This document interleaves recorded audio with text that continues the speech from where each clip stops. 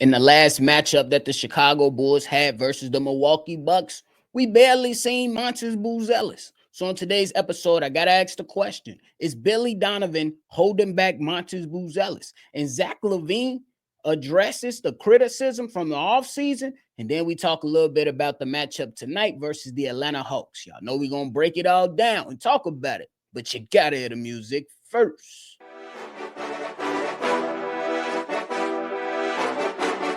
Cognac, gang.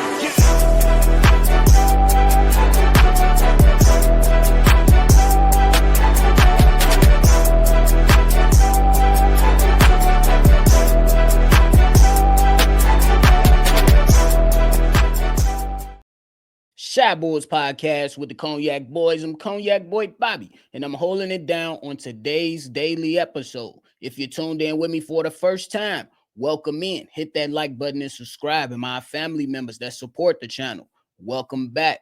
We appreciate y'all. But look, y'all, I know the Chicago Bulls, they recently took their loss versus the Milwaukee Bucks. We could talk about all the things Billy Donovan did wrong, but I really wanted to talk about why we didn't see Montes Buzelis.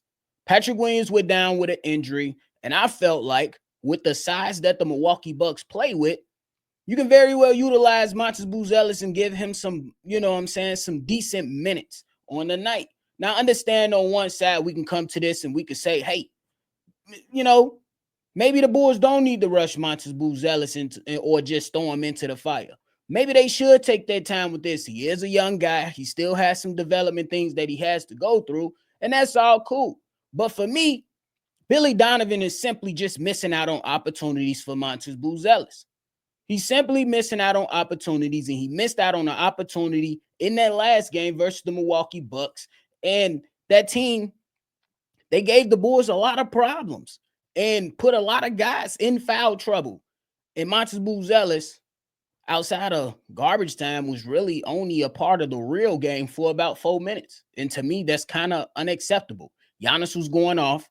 And me personally, what a better way to put him out there to say, welcome to the NBA. Go guard Giannis. I'm just saying, it might sound a little crazy. It might be a little petty. But I would like for my young rookie to go out there and guard one of the superstars in this league and be able to receive some valuable lessons. Because that's what happened with Patrick Williams. He was thrown out there to guard Giannis. Throw Montes out there to guard his ass too. You know what I'm saying? And I think Montes has a different mentality. So it definitely can favor the Chicago Bulls in a way when it comes to his development and things like that. And we ain't going to talk about the other decision Billy Donovan made when he left Josh Giddey there. Oh, my goodness. But this is about Montes. This could have been a moment for him to play against Giannis. Could have been something to learn. Hey, next time, if I'm guarding a guy that's way bigger than me, a guy that's strong like Giannis, I need to make sure my defense is up. Hey, I need to fight force with force. Hey, I need to come up and make some things happen and make some things shake when Giannis is doing this. Or let me be a major part in building this wall to stop Giannis going down the damn lane. But no, we get 6 measly ass minutes. And that wasn't the only time that this type of thing happened this season versus the Pistons, the lowly Pistons, who the Chicago Bulls was kind of just whooping on that night. Montes Buzelis only played 2 minutes. Then in one of the games to win a couple days ago when we played against the Cleveland Cavs, Bulls was getting whooped. Montes Buzelis, 8 minutes. That ain't good enough, bro. That ain't good enough for me. And I understand, and I'm not mad at the fact that some people wanted to, the Bulls organization wanted to include Montes Buzelis in some G League games. I wasn't mad at that. I understood it because there's going to be some games that's to where you not going to pretty much give Montes Buzelis a lot of minutes, especially when you had P. Will that was healthy, when you had Lonzo Ball, who was a part of the team. And you definitely, you know what I'm saying? You honor that because you still want to keep the young man's rhythm. But what I can't accept is when you have the opportunities to give this man NBA minutes, give him minutes.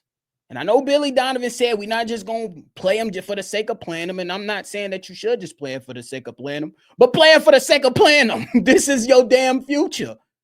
This is one of the guys that's a part of your future. I know he still have some, he's still there young and youthful. You know what I'm saying? Still got a lot of things to learn, but what better way than to learn in NBA action versus some of the best players in the world? Now, he can keep his rhythm up and get his flow going in the G League, but it's going to be a different style of play. A lot of different things are going to be happening in that said G League. That is going to be way tougher, way harder. A lot of more things you have to do in a NBA game to stop these stars that's just on about every single team around the league. And I say this, Billy Donovan, Montes Buzelis, he has to grow. Let's make that clear. He has to grow. He has to get better. But this is not a complete developmental project that you had in the past, like a Dalen Terry, like a Marko Simonovic, like a Orlop Bettine. You know what I'm saying? Montes ain't these guys. This is Montes Buzelis. I think he came in far better than these guys. You know what I'm saying? So I understand the slow process that you took with Dalen Terry to get him on, the time that you kind of took with Marko Simonovic and Orlop Bettine with him trying to adjust as well. But again, this is Montes Buzelis. Stop holding them back, my guy. Stop holding Montes Buzelis back. But y'all let me know how y'all feeling about Montes down below. Is Billy Donovan holding him back? Let me know in the comment box below. Now we want to talk about Zach Lavine on this part of the show. My man, he addressed the offseason criticism. We know it was a lot. But Zach Lavine went on to say this. I heard everything. I read everything. Sometimes you got to take that accountability and put a chip on your shoulder. There's a lot of things people said I had to prove. I think my resume speaks for itself, the type of player I am, the type of person I am, but it is what it is. End quote. Now, he said, there was a number of things, you know what I'm saying, said about Zach Lavine during his entire tenure here. A number of things, and I'm sure he heard, since he said he heard and read everything, he's seen all the tweets about how him and Billy Donovan relationship is not good. He talked about the untradeable contract and nobody wants to trade for Zach Lavine. He's not a winning player. Injuries come into play. Unprofessionalism was even brought up. That was eventually shot down by Rich Paul, but it was still put out there. Hell, we even get the low IQ comments that come flying in all the time. You know what I'm saying? And hey, now he got people quiet, including me. Yes, including me. I was definitely one of those guys. Once I found Zach Lavine trying to get up out of town, I was like, well, get him out of here. Now I'm on the side like, hey, I just want to see him play a little bit longer. Continue to boost that trade value. You know what I'm saying? Continue to boost the trade value. He's been playing spectacular. I'm willing to see a little bit more.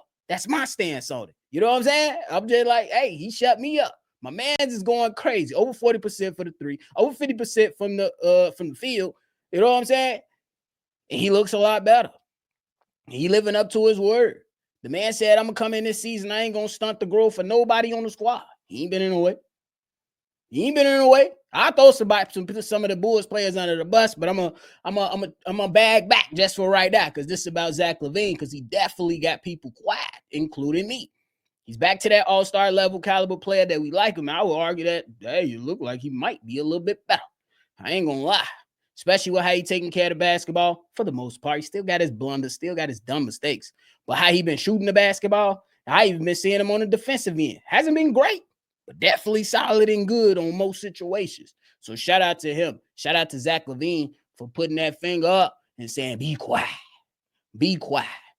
But hey, before we get up out of here, we're going to talk about the Chicago Bulls matchup tonight versus the Atlanta Hawks. Now, the Chicago Bulls are dealing with a few injuries. Kobe White is now on the injury report. Torrey Craig is now on the injury report. And both of these guys will be listed as a game time decision for tonight's game that takes place right here on Shy Bulls Podcast with a live call. We're going to be busting, so make sure you be there or be square. You know what I'm saying? But the last time the two teams matched up, the Chicago Bulls won the matchup, 125-113. You know Ayo Dosunmu like playing against his son. Come on now. Let's keep it real. Ayo Dosunmu, that was probably one of the best games of the season for him thus far. You know what I'm saying? Still early in the season, but so far up until this point, Probably one of his best games of the season so far. You know what I'm saying? That night, the man dropped 19 points and went 7 to 10 from the field. Come on now. What we doing? What we doing? Can I get more of that from IO? That's all I'm saying. But we do know when the Chicago Bulls and they go ahead and they play the Atlanta Hawks, these games always come out with some crazy endings. I remember IO had a game winner, and then I believe Young Griffin had a game winner against us. I think DeMar DeRozan had a game winner against them before. Like, it's been a lot of going back and forth with these guys. Hell, I think in the play-in, didn't they send us home like 2 years ago? Y'all correct me on that. Wasn't it like a few years? Because I know the Heat sent us home one year. Was the Hawks? Was that the year we beat the Hawks? It was, yeah. I think I remember Trae Young doing something to the Chicago Bulls. Y'all correct me if I'm wrong. You know what I'm saying? Correct me if I'm wrong. But these matchups between the two teams are always interesting. Me personally, I'm looking for another Trae Young and Zach Lavine explosion. I got my money on Zach Lavine tonight. Don't make me look like no fool, boy. Don't make me look like no fool. I'm picking the Chicago Bulls to win the matchup as well. I think it's going to be a close game. I think it's going to come down to the last few minutes of the game. And Billy Donovan, do not screw this up. Do not screw this up, because in the last game versus the Bucks, when the Bulls was coming back, you waited forever to put Ayo back in place of Josh Giddey. Forever. You literally inserted Ayo Dosunmu in with 4 minutes left. What we doing, big dog? You tweaking. But hey, that's it for me today, ladies and gentlemen. I appreciate y'all for tuning in to another episode of Shy Boys Podcast. Go ahead and hit that like button, subscribe, and leave your thoughts and everything down below. I appreciate y'all. Make sure y'all always see red, and y'all already know. I'm going to catch y'all on the next one. For sure. Cognac. Gang.